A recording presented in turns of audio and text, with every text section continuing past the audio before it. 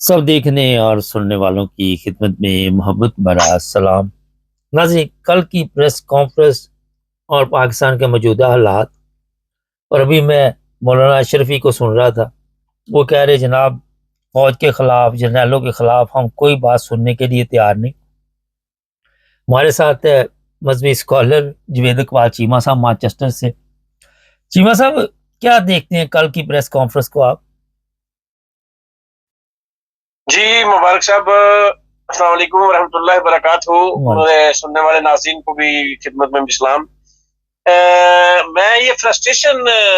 का एक जो है ना वो आंसर शामिल है इसमें, वो देख रहा हूँ। एक तो नंबर वन तो फ्रस्ट्रेशन है, इमरान खान का खौफ है, और दूसरे जो एक्सटेंशन में इतना गैप आया है और जो एक्सटेंशन में बेइज्जती हुई है उसका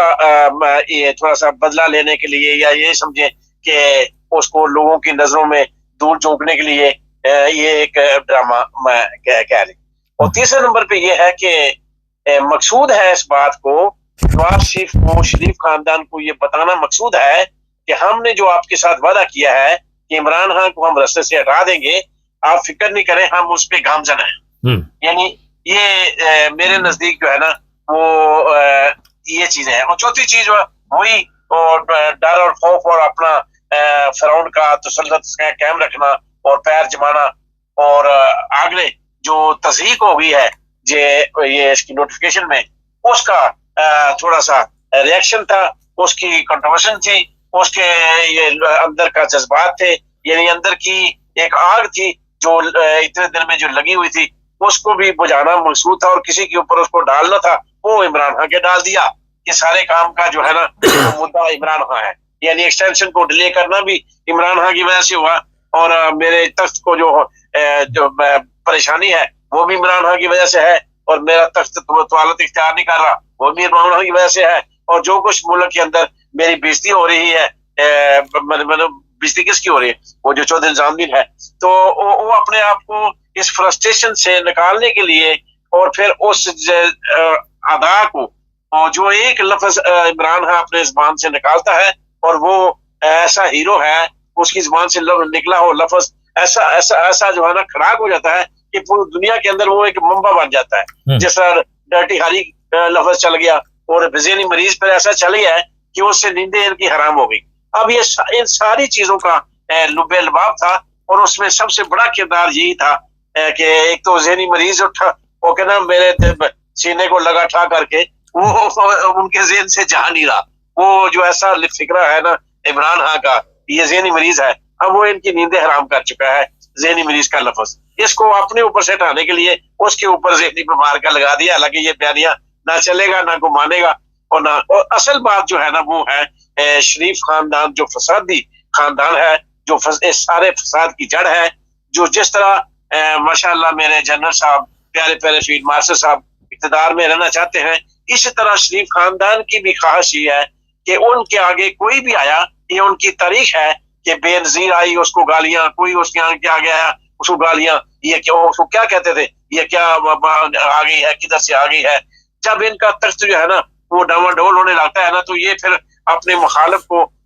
चित करने के लिए कोई भी हरबा इस्तेमाल करते हैं, क्योंकि ये एक बहुत बड़ी माफिया है, पैसा उनके पास है, वो लूटा हुआ है, वो चोरों को माल डांगों का गाजू ने पैसा लगाने का कोई परेशानी होती, इसलिए वो जर्नैलों को खरीदे या ब्यूरोक्रेसी को खरीदे या जजों को खरीदे या दुनिया के सफारतकारों को खरीदे, उनके लिए कोई मसला नहीं है, वो दुनिया के साथ रखते, क्योंकि पैसा तो पाकिस्तान का है, वो तो चोरी का है, वो तो करप्शन का है, इसलिए उन्हें बेदर्दी से इस्तेमाल करना आता है। और वो उनके, मैंने आपको पहले भी बताया था, इनके यही असूल है कि थ्रेट करो, उनके आगे लेट जाओ और फिर या बंदे को खरीद लो, यानी इनका ये काम है। और ये छांगा मांगा से शुरू दिन से, पहले दिन से इन्होंने एक ट्रेजेडी अपनी बनाई हुई है कि सिपाही से लेके आईजी तक, और अब तो सिपाही से लेके जनरल तक किसको किस तरह खरीदना है, ये उनके घरों तक पहुंचते हैं और जजों के घरों तक पहुंचते हैं, उनको थ्रेट भी करते हैं, खरीदने की कोशिश भी करते हैं, फिर उनको ब्लैकमेल भी करते हैं। तो वीडियो का मामला तो बड़ा दूर आपको समझ आ गई होगी, सबने पता चल गया कि इसराइल से जो इन्होंने सिस्टम लगाया हुआ है उससे ये लोगों की जासूसी भी करते हैं और लोगों की वीडियो भी रिकॉर्ड में रखते हैं, और यही इनका तनाजा जनरल फैज के साथ था कि वो उसने भी इनकी कुछ वीडियो, जिस तरह ये कहते हैं ना कि चोर की दाढ़ी में तिनका, एक आदमी खुद जो है ना चोर डाकू होता है ना, तो वो ये देखता है कि जिस तरह के मैं चोर डाकू हूँ ना, इसी तरह का ये फलां आदमी चोर डाकू है तो उसको रस्ते से हटाना है, जरूरी है। तो उसी तरह का वो काम फैज ने किया था। इनकी कुछ वीडियो वगैरह उसके पास में पहुंचती थी, उसके खिलाफ हो गए। अभी भी इन्होंने जो अपनी एक्सटेंशन के लिए लवाजमात दिए हैं, एक्सटेंशन के लिए कि ये होना चाहिए, उसमें ये जजों के नाम और जो जिन्होंने जीआईटी में किरदार अदा किया था, जिन्होंने पनामा का किरदार अदा किया था, जिन्होंने नवाज शरीफ को इक़्तिदार से हटाया था, ये सारा कुछ को मांग रहे हैं। क्यों मांग रहे हैं? उन्हें पता है कि ताकत का सचिस्मा तो आसिम मुनीर के पास है, तो हम उन्हें तो इसको एक्सटेंशन देने में कोई इतराज नहीं था। सारी गेम तो ये हो रही थी कि हमारे जो मुतालबात हैं लंदन प्लान वाले, उन पे कितना अमल हुआ है, कितना नहीं हुआ, और आगे चल के उनमें कितना अमल होगा। तो ये प्रेस कॉन्फ्रेंस एक दिखाना था नवाज शरीफ को कि ले जी, हम आपके जो है ना वो जिस तरह आपने हुक्म फरमाया था हम वो काम कर रहे हैं, इसलिए आप हमारे ऊपर मेहरबानियां अपनी जारी रखें और हम वो काम जो है ना हर काम करने के लिए तैयार हैं जो हमने आपसे वादे किए हैं। नंबर एक तो ये है। तो दूसरी बात मैं ये करना चाहता हूँ, अगर नवाज शरीफ अक्लमंद होता या शरीफ खानदान अक्लमंद होता या इसके हवारी वो पटवारी वगैरह, जिस तरह वो कहते हैं ना इमरान हाँ ये बेवकूफी है, कोई शक नहीं, और ज़रादी खान ने अक्लमंद होता, तो जिस तरह नोटिफिकेशन के दौरान जनरल आसिम मुनीर साहब ने तकरीर की थी, उस तकरीर में उन्होंने अपना लाइमा अमल बता दिया था, अपने जहन की तरह बता दी थी कि मेरे अंदर है क्या, मेरे अंदर पक क्या रहा है और मैं आइंदा मुस्तकबिल में क्या करना चाहता हूँ। उससे ये सबक सीख लेते, मगर इन्होंने उससे सबक नहीं सीखा और ना उसके उस तकरीर को हवाला दे के उसको ब्लैकमेल किया है। ये इनकी कमजोरी है और ये इनका समझे एक डिफेंस में नहीं जा सके, या ये समझे कि उसको उजागर नहीं कर सकते, या ये समझे कि इनकी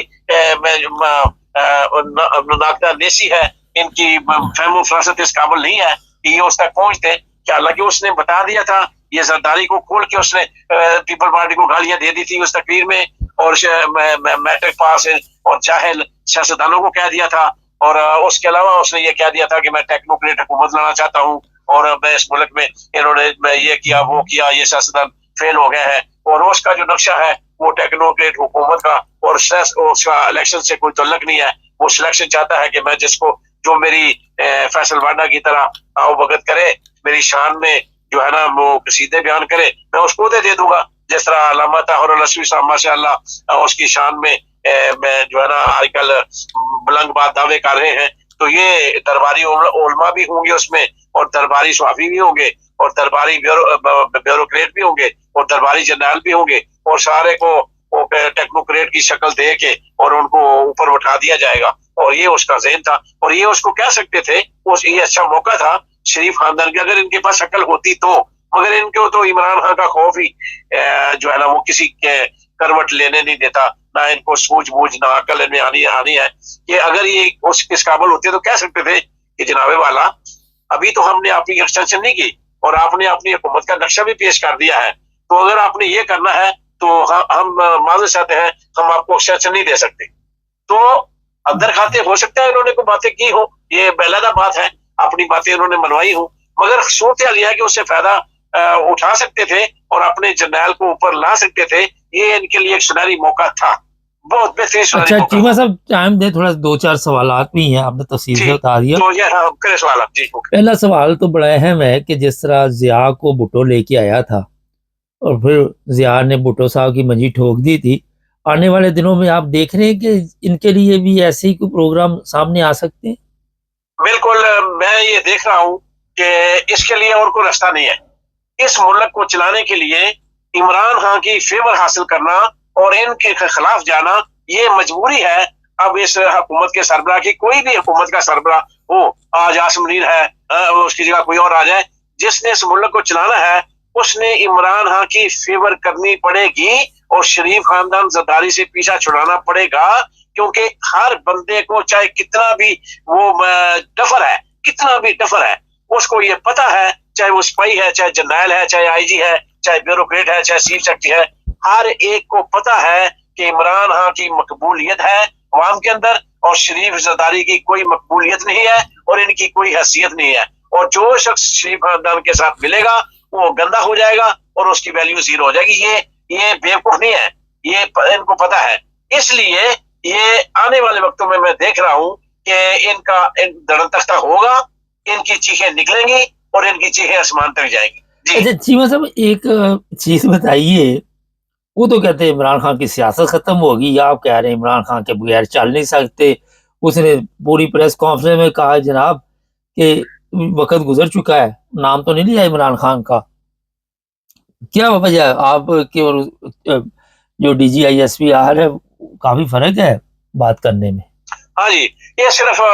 ایک میں نے عرض کر دیا پہلے کہ یہ صرف ایک فرسٹریشن کا شکار تھا, اس کے علاوہ کچھ بھی نہیں ہے. عمران خان کو یہ رستے سے نہیں ہٹا سکتے, یہ ان کی مجبوری بھی ہے, ان کے گلے کا پھندہ بھی ہے, ان کو اپنی موت بھی سامنے نظر آ رہی ہے, ان کو سب کچھ پتا ہے کہ عمران خان کو کچھ ہوا تو یہ لٹکائے جائیں گے, ان میں سے کوئی بھی نہیں بچے گا. یہ بات ذہن میں رکھے, یہ اتنا آسان نہیں ہے. یہ عمران خان انٹرنیشنل لیڈر ہے, یہ کوئی عام آدمی نہیں ہے. اور یہ ان کے گلے کی ہڈی ہے. یہ صرف شریف خاندان کو وقتی طور پہ خوش کرنے کے لیے اور اپنے یہ جو 7 دن کی مٹی ان کے گلے میں پڑی تھی ان کے سر کے اوپر, اور اس کو ہٹانے کے لیے یہ ایک جذباتی انہوں نے اپنے دل کا جو بغض حسد کمینہ کی نفرت تو پہلے ان کے ہے ہی, تو اس میں تو کوئی شک نہیں ہے. عمران خان کے ساتھ بغض حسد کی نفرت تو ہے, مگر اس کا اظہار اتنا نہیں پہلے ہوا تھا جتنا اب ہوا ہے. باقی یہ عمران خان کو نقصان نہیں پہنچا سکتے, یہ اس قابل نہیں ہے. اور اچھا سر یہ بتائیے ذرا مختصر رکھیں, ٹائم کافی. اچھا یہ بتائیے جو اصل اس وقت پرابلم چل رہی ہے, انٹرنیشنل میڈیا نے بھی اس پہ آواز اٹھائی ہے. وہ دیکھ رہے ہیں کہ ایک آرمی کا ڈی جی جو ہے وہ آ کے یہ باتیں کر رہا ہے.